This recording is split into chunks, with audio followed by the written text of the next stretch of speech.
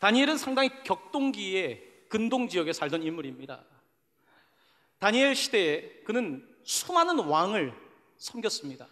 그만큼 권력 이동이 잦았던 시대라는 것입니다. 유다 땅에 그가 섬기던 여호야김이라고 하는 왕은 그와 함께 이스라엘에서 포로로 끌려서 바벨론으로 가게 되었습니다.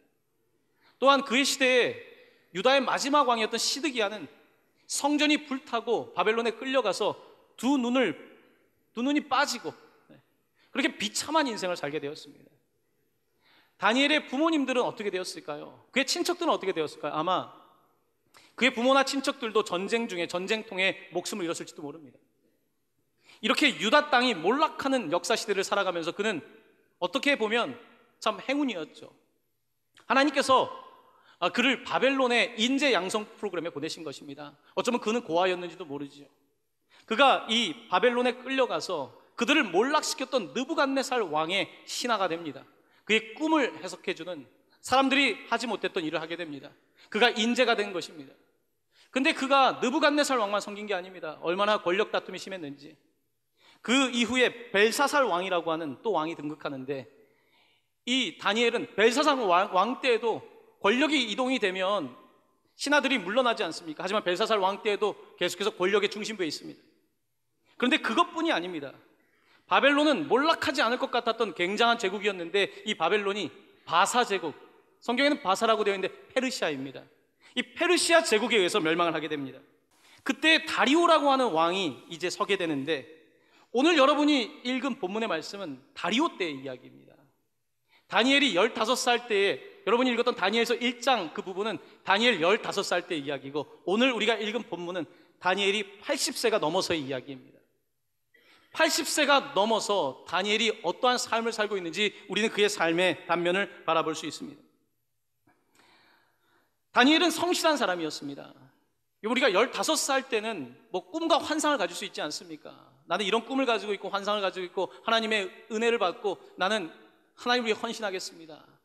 15살 때, 중학교 때 그렇게 할 수 있는데 80이 되어서도 똑같은 모습을 유지할 수 있는가? 이것은 전혀 다른 문제입니다.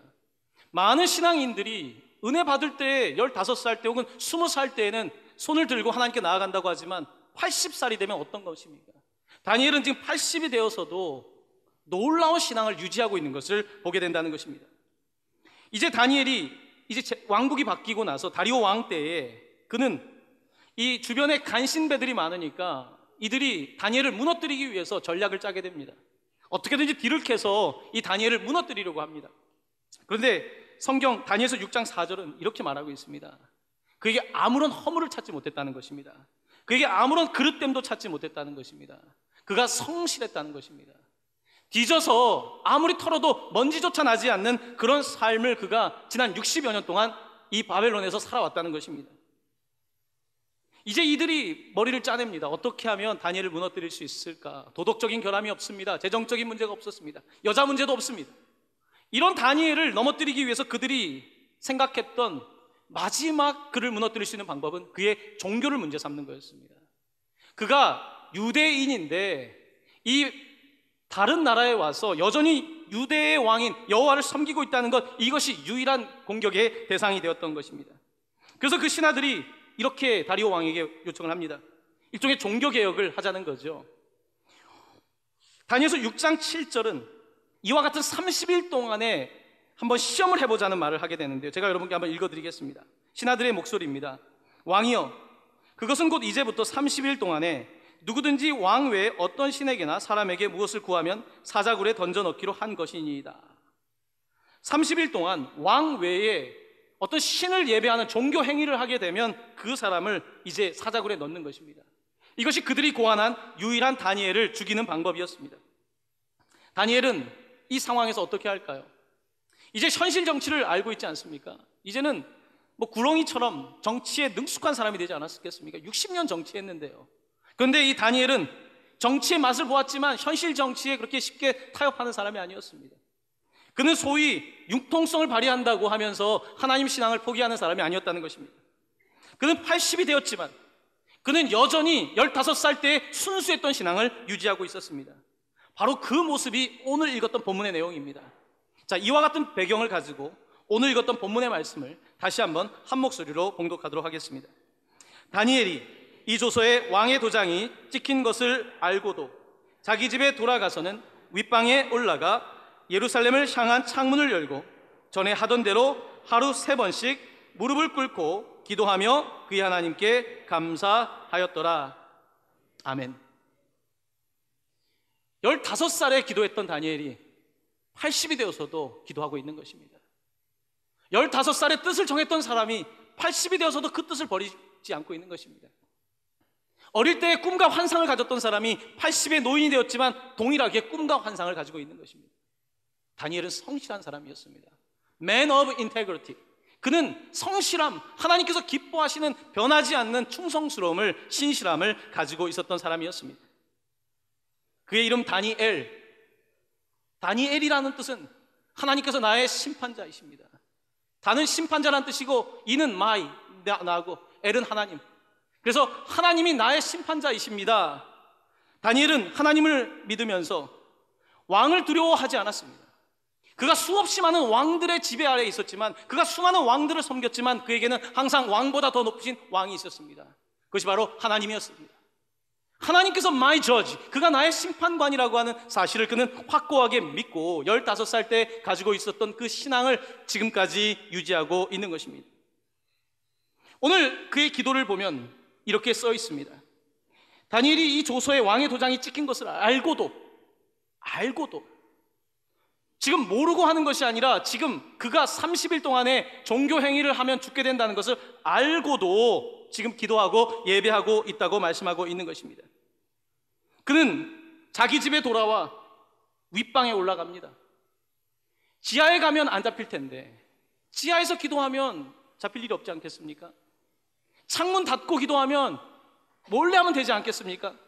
그런데 오늘 다니엘은 집에 돌아가서 윗방에 올라갔다는 것입니다. 사람들이 보도록 올라갔고 창문을 열어서 자기 기도하는 모습을 오히려 보여줬다는 것입니다. 다니엘은 지금까지 자기의 신앙을 부끄럽게 뒤에 숨기지 않습니다. 하나님을 뒤에 숨기는 신앙이 아니라 그는 하나님을 제대로 믿고 하나님이 내 삶을 죽여도 그리 아니하실지라도 상관없다라고 하는 신앙을 가지고 80평생을 살았던 것입니다. 그는 하나님 편에 서면 하나님께서 나를 반드시 지켜준다는 것을 그는 믿고 있었던 것입니다. 그는 이제 윗방에 올라가 어떤 곳을 주목합니다. 예루살렘으로 향한 창문을 열었다는 것입니다. 그의 방의 많은 문들 가운데 예루살렘을 향한 창문을 열었습니다. 예루살렘은 어디입니까? 성전이 있던 곳입니다. 그 성전은 이제는 없습니다. 성전은 느부갓네살 왕 때에 이미 불타고 없습니다.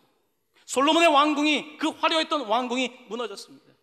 하지만 그는 60여 년 동안에 15살 때 바라보았던 예루살렘 성을 여전히 바라보고 있는 것입니다. 그쪽에 창문을 열고 주님 계신 곳을 향하여 여전히 기도하고 있는 것입니다. 왜 그는 그렇게 기도했을까요? 그가 무엇을 붙잡고 기도했을까요? 정말 그는 이 이스라엘이 다시 본국으로 돌아갈 수 있다라고 하는 환상을 가졌을까요? 네, 맞습니다.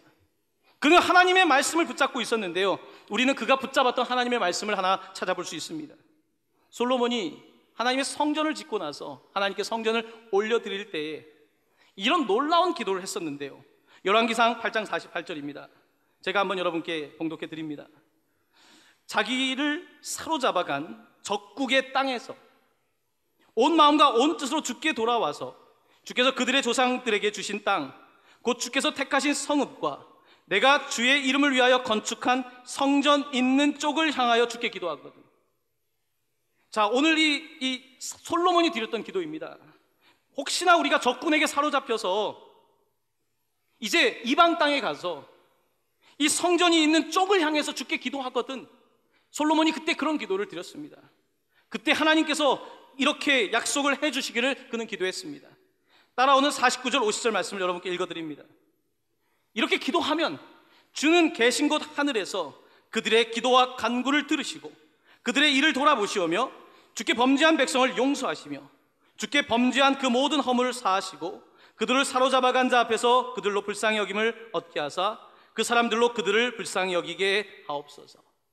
솔로몬이 기도를 이렇게 드렸던 것입니다. 적군에 끌려갔을 때 그쪽을 향하여, 예루살렘을 향하여 동서남북 어디에 있든지 기도할 때에, 이 디아스포라가 흩어진 사람들이 기도할 때에, 하나님, 우리가 죄 때문에 이렇게 이방인이 되었는데, 이렇게 다른 나라에서 타국살이를 하게 되었는데 주님 용서해 주시고 우리를 사하해 주시고 우리가 다시 주님을 향하여 기도할 때에 우리를 불쌍히 여겨 주십시오.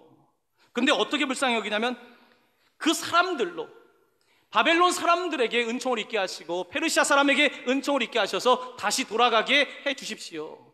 나라를 잃어버린 우리들이 다시 기도할 때에 다시 나라를 찾게 해 주십시오라고 하는 기도를 드렸던 것입니다. 그로부터 70년이 지나고 바벨론에게 함락당한 후 딱 70년이 지나고 이제 이스라엘 백성들은 바벨론으로 돌아가게 됩니다. 다니엘은 그 70년 동안 기도했던 사람입니다. 우리나라가 광복 이제 70주년을 맞이하지 않습니까? 70주년이라고 하는 의미는 성경적으로는 그런 것입니다. 누군가가 이스라엘의 회복을 위하여 70년을 기도했고 다니엘은 그 기도했던 사람이며 하나님께서는 그에게 환상을 보여주셔서 반드시 그들이 돌아갈 것을 말씀하셨으며 그들은 역사적으로 70년 이후에 이스라엘에 돌아가게 됩니다. 이것이 다니엘의 기도였습니다. 그는 60년 이상 이 한 곳을 바라보았습니다. 여러분은 지금 어디를 바라보고 계십니까? 여러분은 어떤 곳을 바라보며 인생을 살고 있습니까? 여러분 회사에 가면, 학교에 가면, 각자의 삶의 자리에 가면 하나님을 뒤에 숨겨놓고 있지는 않습니까? 지하방에서는 예배하고 있지만, 주일날 교회에서는 예배하고 있지만 여러분의 삶 속에서 예배 자리는 있습니까? 오늘 본문에 또 한 가지 흥미로운 표현 하나가 등장합니다. 그는 예루살렘을 향하여 창문을 열고 기도했을 뿐만 아니라 중간에 이런 표현이 있습니다. 전에 하던 대로 하루 3번씩 무릎을 꿇고 기도했다는 것입니다. 그는 60년 동안 하던 대로 기도한 것입니다. 그는 60년 이상 지금 평생 어릴 때부터 그렇게 기도한 것입니다. 그의 부모님은 세상을 떠났을지 모르지만 부모님이 전해준 그 유산, 기도의 유산을 그는 놓지 않고 지금까지 기도한 것입니다. 전에 하던 대로 15살 때도 왕의 음식을 먹고 포도주를 먹는 것을 스스로 포기하고 하나님의 뜻을 지키기 위해서 그렇게 기도했던 그가 오늘도 이렇게 기도하고 있는 것입니다. 하루 3번 기도했다는 것은 무슨 뜻입니까? 그가 아침, 점심, 저녁 기도했다는 것은 아닙니까? 3은 완전수입니다. 3번 기도했다는 것은 그의 삶의 전체를 하나님께 드렸다는 것입니다. 아침도 하나님의 것이고 점심도 저녁도 하나님의 것입니다. 내 인생은 하나님의 것입니다. 하나님이 역사의 통치자이십니다. 지금은 느부갓네살 왕이 강하고 벨사살 왕이 강하고 또한 페르시아 제국이 섰다고 하지만 하나님, 그 왕들은 하나님 아래입니다. 내게 왕은 하나님 당신밖에 없습니다. 내가 정치인일지언정, 내가 지금 이방인으로서 이 땅에서 총리가 되었지만, 내가 그들을 섬기지만 하나님, 내 주인은 하나님 당신밖에 없습니다. 내 왕은 하나님 당신뿐입니다. 그와 같은 고백으로 그는 하루에 3번씩 이렇게 기도했던 것입니다. 이것이 그의 성공의 이유였습니다. 그의 성공은 그가 바벨론의 학문을 배우고 다른 인재들처럼 공부를 많이 했기 때문만이 아니라 그가 꿈과 환상을 가지고 있을 뿐만 아니라 꿈과 환상을 따라 기도했기 때문입니다. 여러분, 많은 사람들이 꿈과 환상을 갖습니다. 많은 사람들이 뜻을 정합니다. 하지만 왜 뜻을 이루지 못합니까? 왜 꿈과 환상으로 끝나게 됩니까? 그것은 기도가 없기 때문에 그런 것입니다. 꿈과 환상은 바라보았지만 꿈과 환상에 대한 기도가 없고, 마음의 뜻을 정했지만 뜻에 대한 기도가 없기 때문에 젊을 때 한때의 가슴이 뛰지만 세월이 지나고 결혼을 하고 아이들이 생겨나고 먹고 사는 문제로 바빠지게 되면 우리는 꿈과 환상에 대한 기도가 아니라 그저 바벨론에서 살아남게 해주십시오. 이것이 우리의 삶이 되고 있지 않습니까? 이것은 얼마나 소극적이고 이거는 하나님 보시기에 얼마나 용기를 잃어버린 믿음이겠습니까? 하나님께서는 우리에게 다니엘을 통해서 도전하시는 것입니다. 하나님께서는 우리에게 종전대로 기도하라는 것입니다. 내가 예전에 은혜 받았다는 이야기 이제 그만하셔야 됩니다. 내가 왕년에 기도했다, 왕년에 새벽 기도 이렇게 했고 철야 기도 이렇게 했고 산에 가서 이렇게 기도했다, 다 무슨 소용입니까? 오늘 기도하지 않는다면 내게 무슨 능력이 있겠습니까? 이것이 우리의 삶의 현실 아닙니까? 여러분, 다윗 왕을 잘 알고 있지 않습니까? 다윗은 승리의 승리를 했던 사람입니다. 승리의 승리를 했던 그가 우리아의 아내 밧세바를 범하는 죄를 짓게 됩니다. 여러분, 거기에 기록되어 있지 않지만 도대체 다윗에게 무슨 일이 일어난 겁니까? 다윗은 성공했지만 그가 성공가도의 성공의 절정을 달릴 때 그가 무너지지 않습니까? 왜 그랬을까요? 그게 기도가 없었기 때문입니다. 성경은 그것을 우리에게 말하고 있지 않지만 그가 기도하지 못했기 때문에 그의 성공과 다르게 그의 영적 생활은 바닥이었던 것입니다. 여러분, 성공을 조심하셔야 합니다. 실패는 사람을 병들게 합니다. 하지만 성공은 사람을 무너뜨릴 수 있다는 사실을 기억하셔야 합니다. 성공하고 나서 하나님을 떠난 사람들이 얼마나 많습니까? 세상에서 이제 돈 좀 만져보고 명예 좀 얻었을 때 하나님을 떠난 사람들이 얼마나 많습니까? 우리가 실패 때문에 병들면 안 되겠고, 실패 때문에 정신적인 질환에 걸리면 안 되겠지만, 성공이라고 하는 것에 사로잡혀서 하나님보다 성공을 더 위에 둘 때 우리의 인생은 어느 날 그대로 추락할 수밖에 없다는 말씀입니다. 이것이 다윗의 삶이었습니다. 하지만 다니엘은 이 성실함을 놓치지 않습니다. 그는 끊임없이 하나님 앞에서 최선을 다하여 하루에 3번씩 기도하며 그의 삶에서 하나님의 영광이 나타날 수 있도록 노력을 했던 것을 보게 됩니다. 요즘은 바벨론이 득세하는 시대입니다. 우리 자녀들이 살아가는 시대는 만만하지가 않습니다.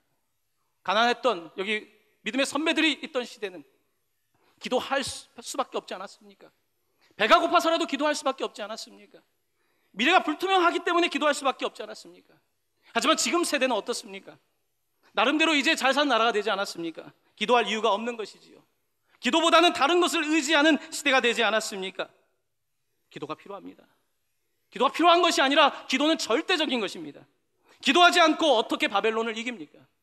예수님도 습관을 따라 기도하셨습니다. 전에 하던 대로 기도하셨습니다. 습관을 따라 아침에도 기도하시고 밤에 산에 가서도 기도하시고 십자가를 지기 전에 겟세마네의 동산에서 기도하셨습니다. 그때 제자들에게 너희가 한시도 깨어있을 수 없더냐, 한 시간도 깨어있을 수 없더냐라고 말씀하셨습니다. 마태복음에서 예수님께서는 3번 말씀하십니다. 한 시간도 깨어있을 수 없더냐, 기도하라고 3번 말씀하십니다. 무슨 말씀입니까? 전체를 다 드리라는 것입니다. 전체를 다 드리는 기도를 통해서 세상을 이기라는 것입니다. 하나님의 아들이라고 기도 안 하면 되겠습니까? 예수님이 기도 안 하고 세상을 이기셨습니까? 그렇지 않습니다. 예수님이 기도하심으로 말미암아 세상을 이기셨습니다. 사랑하는 성도 여러분, 다시 기도할 수 있기를 바랍니다. 기도하셔야 합니다. 기도하지 않고 어떻게 이기시려고 합니까? 바벨론 사람 되려면 기도 안 하셔도 됩니다. 하지만 적어도 그리스도인이 되기 위해서는 기도 없이 도무지 이런 놀라운 그리스도인이 되는 일이 없다는 것입니다. 이것이 성경의 증언인 것입니다. 이렇게 다니엘은 이렇게 기도하면서 이 결과가 그에게는 어쩌면 비참했을지 모릅니다. 그에게 어떤 일이 있었습니까? 그의 이 기도 때문에 그에게는 어떤 일이 있었습니까? 약속된 대로 그는 사자굴에 들어가게 됩니다. 그는 80의 이상의 나이에 사자굴에 들어가게 됩니다. 여러분, 사자굴에 있는 다니엘을 여러분 배우실 때 어린 소년 다니엘을 생각하셨죠? 그렇지 않습니다. 그는 지금 80이 넘어서 지금 사자굴에 들어가 있는 것입니다. 그곳에 들어가 있는데 놀랍게도 성경에 뭐라고 기록하고 있냐면 6장 22절을 보면 하나님이 이미 그의 천사를 보내어 사자들의 입을 봉하셨다는 것입니다. 하나님께서 사자들의 입을 봉했다는 거예요. 도대체 무슨 일이 있었을까요? 아마 그 전날 사자들이 많이 먹은 것 같아요. 배가 불러요. 다니엘에게 관심이 없어요. 혹은 다니엘이 너무 늙었어요. 난 80세 이상의 늙은이는 먹지 않겠다. 도대체 우리는 무슨 일이 있는지는 몰라요. 하지만 하나님께서 이 사자들의 입을 막으셨다는 겁니다. 우리는 어떤 방식으로 그의 입이 막혔는지는 모르지만 하나님께서 그들의 입을 봉하셨고 하나님께서는 다니엘을 살려주셨습니다. 이 장면을 다리오 왕이 보게 됩니다. 그 당시에 권력의 정점에 있던 다리오 왕이 이때 이 사건을 보면서 다니엘서 6장 23절에서 그는 이렇게 말합니다. 그의 몸이 상하지 아니하였으니 이는 그가 자기 하나님을 믿었음이었더라. 다리오 왕의 이야기입니다. 다니엘은 이 절체절명의 위기를 하나님께 간증으로 영광 돌릴 기회로 삼은 것입니다. 이 위기를 하나님께 오히려 승리의 이야기로 바꾸고 승리의 간증으로 바꾸는 기회로 삼은 것을 보게 되는 것입니다. 사람들은 사자의 입까지 막으시는 하나님을 바라보며 영광을 돌릴 수밖에 없었습니다. 여러분, 우리는 사자굴 속에서 살아가고 있다고 생각하지 않습니까? 베드로전서 5장에서 8절 9절에 이렇게 말합니다. 근신하라 깨어라. 너희 대적 마귀가 우는 사자같이 두루 다니며 삼킬 자를 찾나니 너희는 믿음을 굳건하게 하여 그를 대적하라. 베드로 사도를 통해서 우리가 살아가는 시대엔 마귀가 우는 사자와 같이 삼킬 자를 찾는다고 말씀하셨습니다.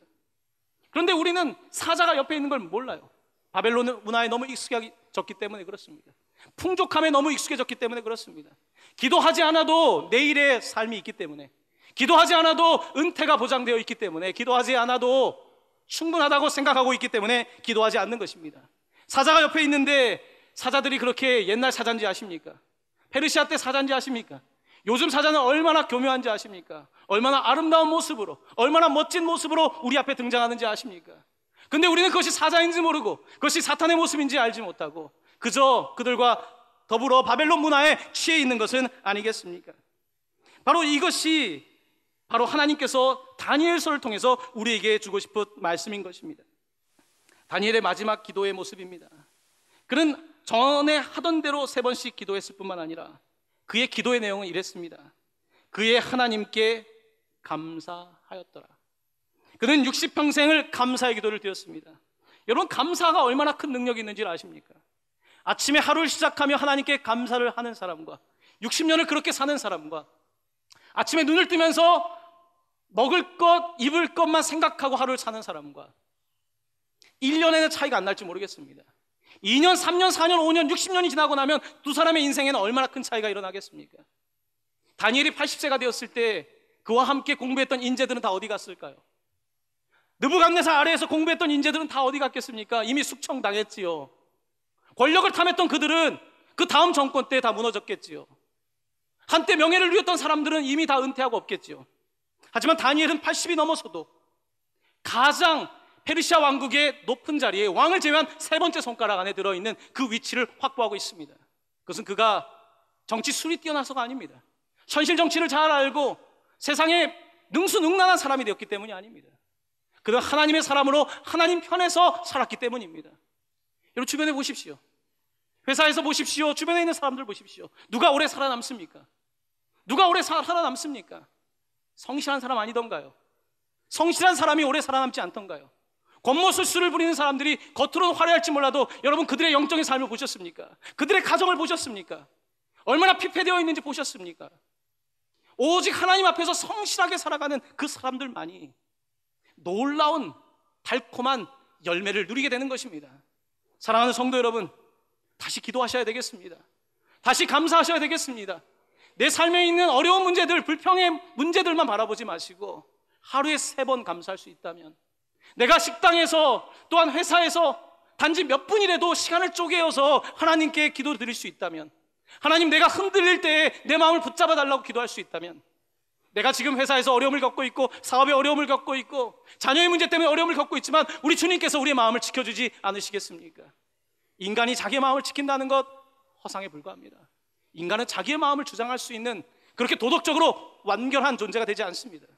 인간은 도덕적으로 불완전하며 하나님 앞에서 죄인일 뿐이며, 내가 죄인임을 깨닫고 하나님을 의지하는 것만이 우리에게 가장 안전한 삶이 열린다는 사실을 기억하셔야 하는 것입니다. 사랑하는 성도 여러분, 기도하셔야 합니다. 기도는 그냥 하는 것이 아니라 기도는 반드시 해야 되는 것입니다. 기도는 우리의 영혼의 호흡입니다. 아침, 점심, 저녁을 먹듯이 기도해야 합니다. 기도하며 깨어 있어야 합니다. 기도함으로 말미암아 하나님께서 문을 여시는 것을 내가 직접 경험해 봐야 합니다. 그렇지 않고선 기도할 수 없습니다. 내 지식이 나를 붙잡고 있는 한 그 사람은 기도하지 않습니다. 왜냐하면 지식을 붙잡고 있기 때문에 그렇습니다. 물질을 붙잡고 있는 한 기도할 수 없습니다. 왜냐하면 물질이 내 안전이기 때문에 그렇습니다. 하지만 poor in spirit, 영적으로 가난한 사람, 하나님 때문에 안타까운 마음으로 세상을 살아가는 그 사람은 반드시 기도하게 되어 있습니다. 여러분, 기도해 주십시오. 선교를 위해서 기도해 주시고, 교회를 위하여 기도해 주시고, 세상이 바벨론의 통치 아래 들어가지 않도록 하나님께서 통치하는 세상이 되게 해달라고 여러분 기도해 주시길 바랍니다. 놀라운 기도의 역사가, 또한 기도를 통한 응답의 역사가 부천 동강교회 가운데 나타나게 되기를 예수 그리스도의 이름으로 간절히 축원합니다. 아멘.